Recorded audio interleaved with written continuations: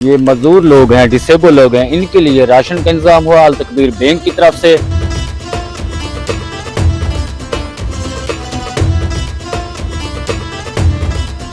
हमारा वीडियो बनाने का यही मकसद होता है कि ये जो काम है सदका जारिया का, ये काम आगे पहुंचे।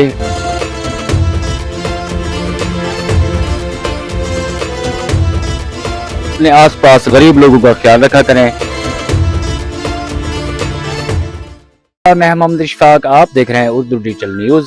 तो अल्हम्दुलिल्लाह आज आप देख सकते हैं अल तकबीर बैंक के प्लेटफॉर्म पे अल्हम्दुलिल्लाह 4 लोगों को, ये मजदूर लोग हैं, डिसेबल लोग हैं, इनके लिए राशन का इंतजाम हुआ अल तकबीर बैंक की तरफ से।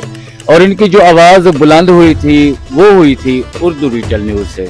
तो अल्हम्दुलिल्लाह अल्लाह पाक उर्दू डिजिटल को भी कामयाबियाँ अता फरमाए और अल्लाह पाक अल तकबीर बैंक को भी कामयाबियाँ अता फरमाए।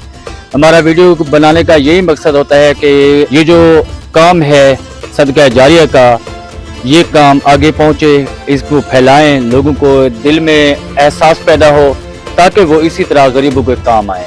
आप भी अपने आसपास गरीब लोगों का ख्याल रखा करें। ये जो माह रमज़ान है, एक नेकी नहीं मिलेगी, 70 गुना ज़्यादा बढ़ के सवाब मिलता है।